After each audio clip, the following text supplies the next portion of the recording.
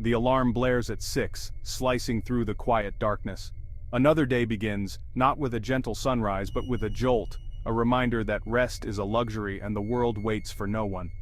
Brenda, like millions of Americans, starts her day with a cup of coffee and a flood of bad news. Her phone glows with headlines about political chaos, AI layoffs threatening entire industries, and grocery prices that make her wonder if eggs are the new gold.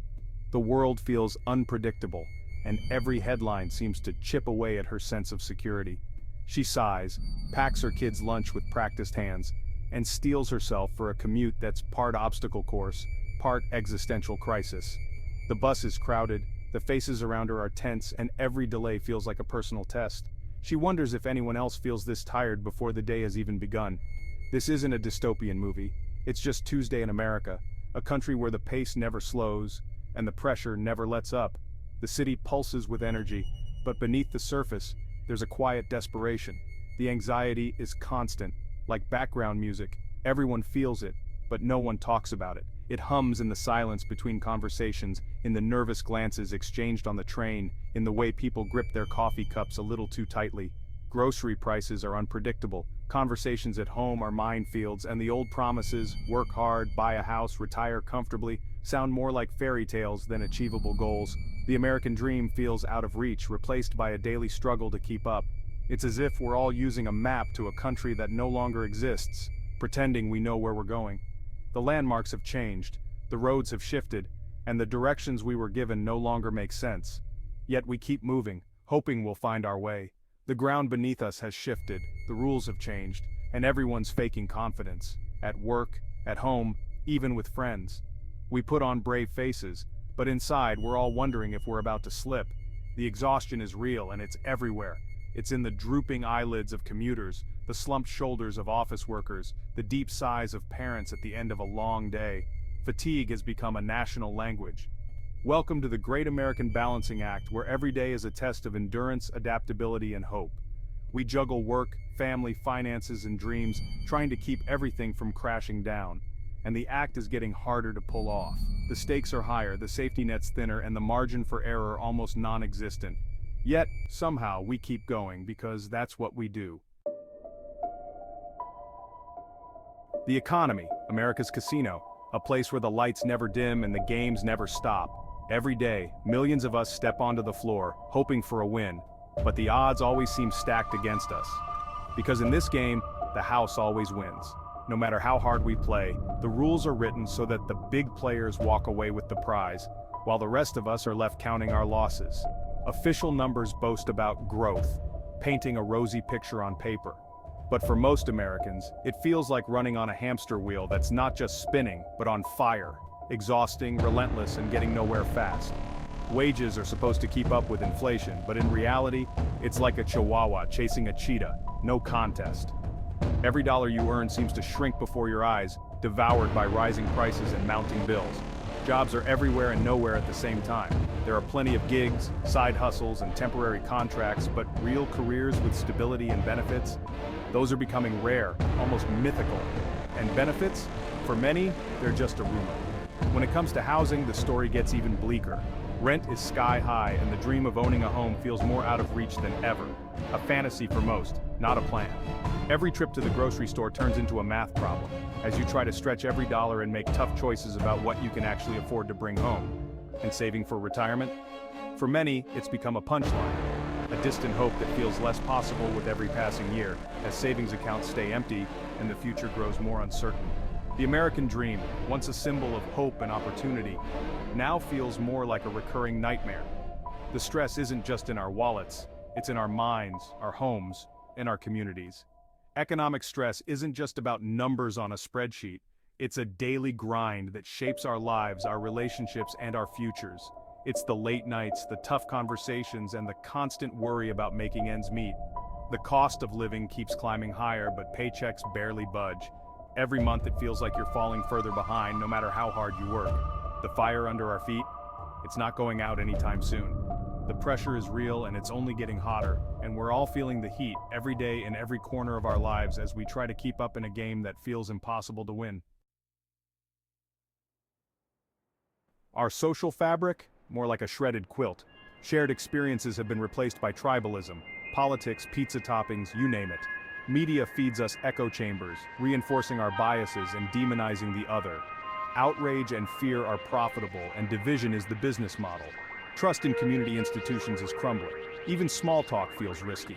We retreat into our bubbles, seeing strangers as threats, not friends. Objective truth is a casualty. Everyone has their own facts. How do you solve problems together when you can't agree on reality? We're left with bruised thumbs and a pile of splinters where community used to be. American politics in 2025. Less government, more circus. Polarization is at a peak, compromise is a dirty word. Politicians chase viral moments, not real solutions. The result? Gridlock, infighting, and endless debates about nothing. Big problems, climate, infrastructure, healthcare, go unsolved. Faith in institutions is at rock bottom, cynicism is the new normal. When people lose trust, they check out or want to burn it all down. The chaos isn't abstract.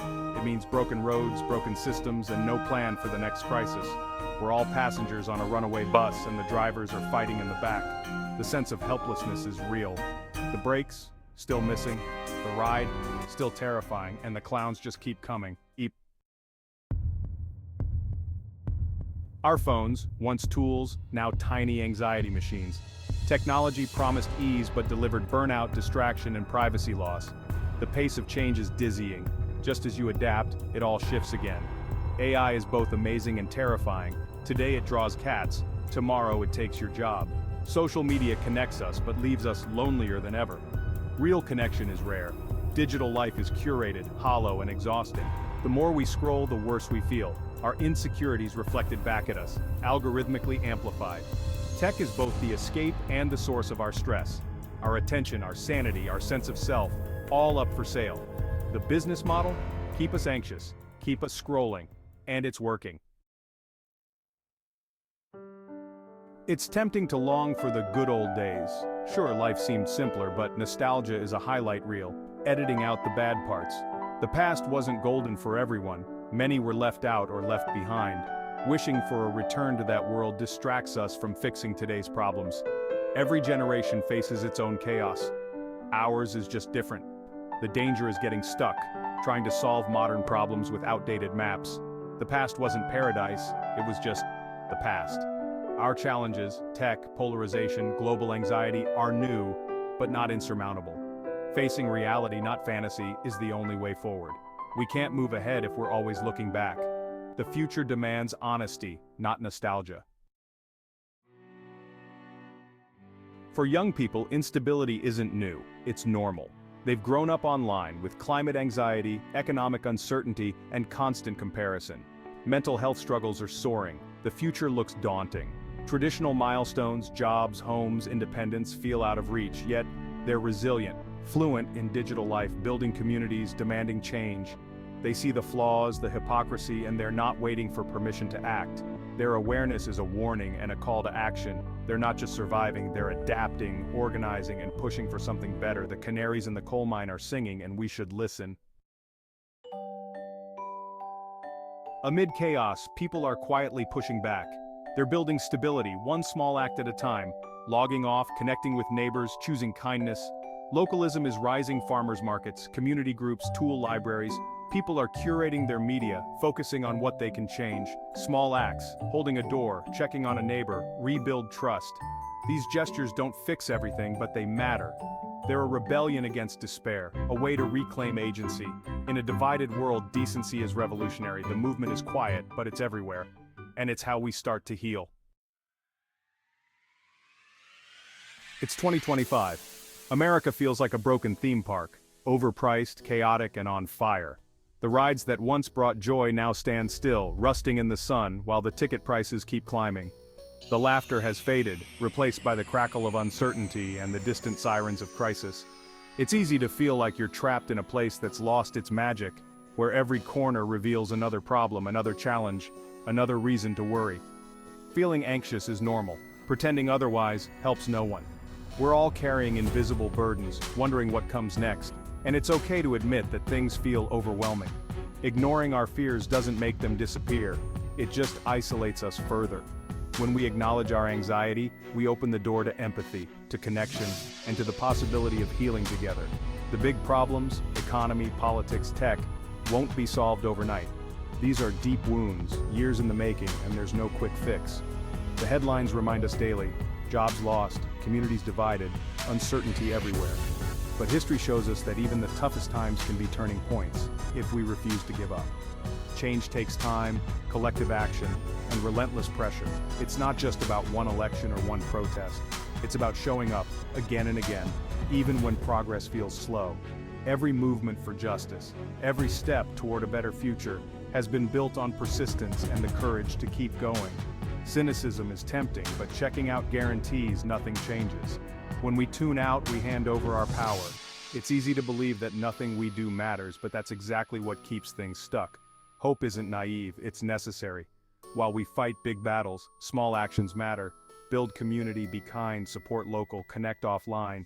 These everyday choices create a safety net, a sense of belonging, and a foundation for bigger change. When we show up for each other, we remind ourselves that we're not alone. These aren't trivial, they build resilience and hope. Every act of kindness, every shared meal, every moment of laughter in hard times is a seed for something better. Communities that care for each other can weather any storm. Power isn't just in the ballot box, it's in our daily choices.